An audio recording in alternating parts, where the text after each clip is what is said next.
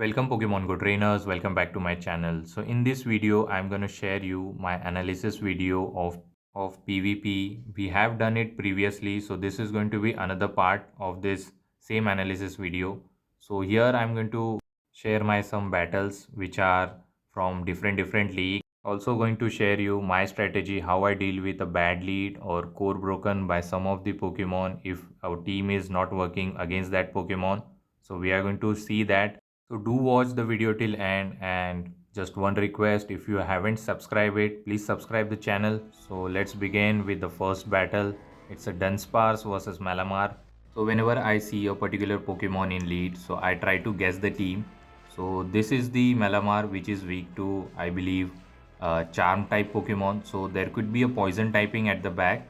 So to cover the fairy weakness, there could be a poison typing at the back. So let's go for the drill run. Actually, I thought he might throw on the CMP tie. So he didn't throw it. So I'm going to throw the back-to-back drill run. So let's see if he's going to let it go or he will shield here. And usual move set by the Malamar is foul play and the superpower. So I believe superpower can be survived by the Dunsparce. So I'm not going to shield here. So let's see what they are going to do here. They go for the foul play and it doesn't knock me out and we survive. He can go for another one immediately. Not going to shield here because I want the shield advantage. So not going to shield, and he throws foul play which knocks out. So I guess the team that there could be a poison typing at the back. So that's why I come into superior and load up on the energy. This could be another foul play. Not going to shield the first one. Let's see what he's going to throw. Maybe another foul play. Not going to shield, but he might reach another move and I have to shield the next one so that we can get the energy and the farm down. So he throws here. So this could be another foul play or superpower. Let's see. And we are going to shield here. Not going to risk it. And it was a superpower. Very good that we shield here and farm them down. We have a lot of energy. And here comes the poison typing Ariados, so which is weak to flying move. So I'm going to go for the aerial ace because frenzy plant is resisted. So that's why I go for aerial ace, and this does a super effective damage. I have a one more loaded, over farming a bit so that I can get the third one easily. So this is the second aerial ace. This will get him very low if they don't shield, and they are not shielding, they are not giving up the final shield. So I decided to go for aerial ace immediately and they go for the catch on the dugong. That's fine too. We have a hard answer which is Ferrothorn, so going for it, and it puts him in a range where I believe power whip should be enough. So I'm going to CMP tie them on the icy wind. So going for the power whip immediately, not going to overfarm here now because I'm going to win the charge attack priority, and also if I overfarm then I have to take the icy wind debuff. That's why I didn't overfarm. You should know where to overfarm and where to not. So he throws icy wind. I can take two, I think. So I didn't shield here and I have one shield left. So I have to be very careful. Another icy wind will be a CMP tie. But my attack is debuff, so I don't think it is going to knock him out. So I'm going to go for the power whip, and he has clicked the icy wind which is going to do some damage. Also it will get my attack debuff, but still we are not going to shield because I think my switch timer is up and they are going to snipe me with the Ariados, as Ariados didn't throw any energy and he is continuing to farm. And I will try to catch the charge move on my superior, and at the perfect timing we simultaneous swap. So I realize that opponent win con is to get my final shield.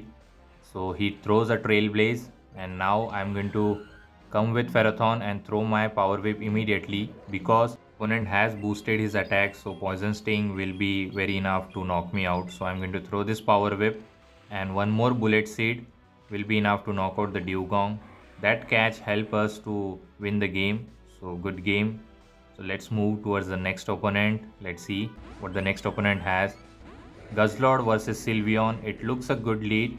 So we will stay here, but they dip into Tentacruel. So I'm going to come with Drifloon who resists Poison Jab, and it's a good thing that we bait out the Tentacruel who can be a core breaker for the backline, Sylveon and our Tapu Bulu.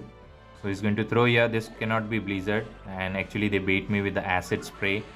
So I didn't fall for it, and here I go for my own bait. I go for the icy wind. Let's see if they are going to fight up for the switch, and we are going to go for icy wind bait and grab the shield.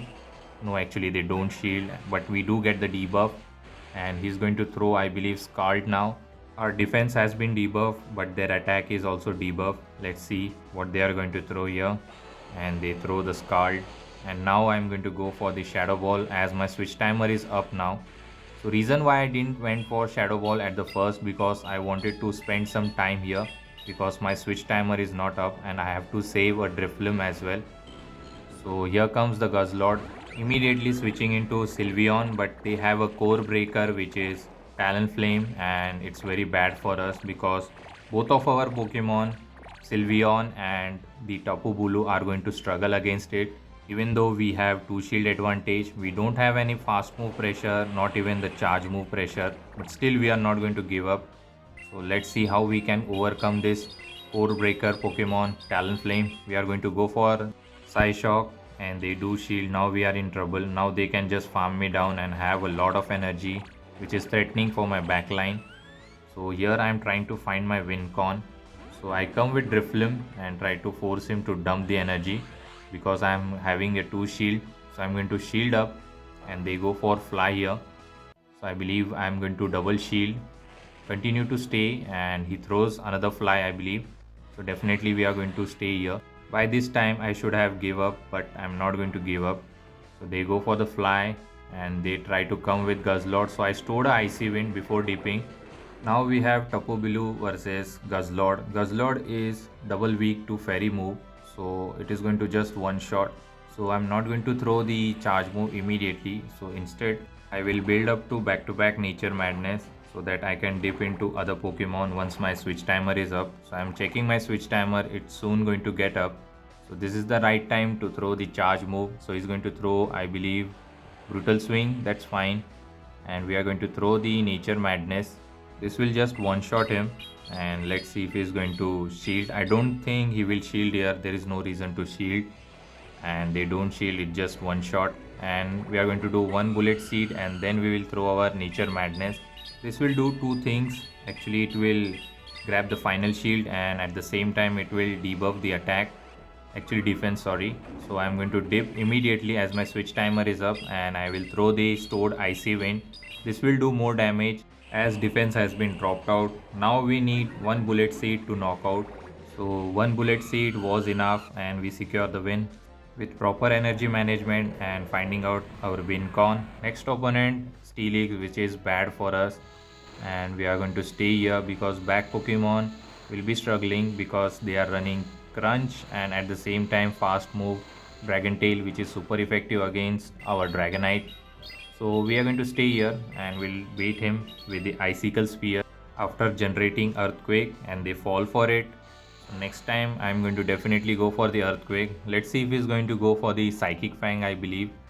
So let's see what he throws. I'm not going to shield, and he goes for the Psychic Fang, lowering my defense. And now I can easily reach Earthquake, but they have another move loaded. This is another Psychic Fang, I believe. So he goes for it, and it was Crunch.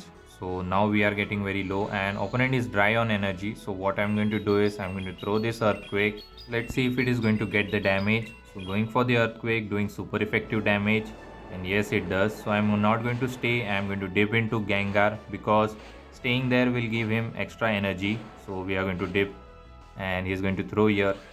So definitely going to shield because this is enough for the Crunch. So we'll shield here. Hopefully we don't get the defense drop. And it was a Crunch, good call, and no defense drop. Here comes the Skelidurge. So I'm going to throw the Shadow Punch here, and this will do super effective. After throwing 2 Shadow Claw, we should be throwing the Shadow Punch for optimal move timing.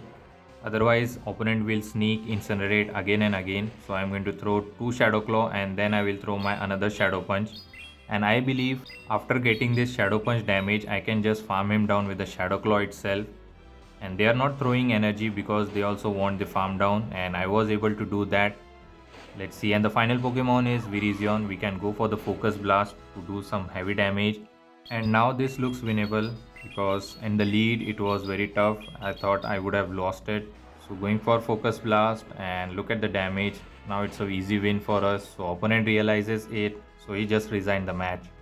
So this way you have to analyze the situation. So next league, this is the Master League, and I am running Spicy Pokemon, which is Shadow Machamp against this Ghost typing Dragon Garatina. So I say switch into Mewtwo. So going to stay here, generating up to Shadow Ball and going for the bait Side Strike. Let's see if he's going to shield here or it will get the damage. So he's going to shield, I believe. And yes, he does, because he was threatened by the Shadow Ball. And I believe opponent from this range will try to bait me with the Ominous Wind, because Shadow Ball will be bit overkill. So he goes for the Ominous Wind and I will try to get the Shadow Ball now. The charge attack priority, and yes, it was a charge attack priority on the Ominous Wind. Because of perfect counting, I was able to analyze the charge move, and this Shadow Ball connects, and at the same time he wasted his energy, which is Ominous Wind. Now he is dry on energy, so this is very good for us, and in this matchup we won the shield advantage. So we are going to come with Machamp, I believe, and we are going to do an ambitious karate chop, farm down, and he stays here and he's throwing energy. I believe this could be a Shadow Ball, so I will shield here. Even though he's baiting, I'm not going to bother. I'm going to still shield here, and actually they go for the Shadow Ball, which is very good. Now we can just farm down. He's not going to reach another move and have lot of energy, actually 100 energy. So let's see what is going to bring up for the Machamp. Machamp is not very much safe here in Master League actually. So let's see what is going to come with.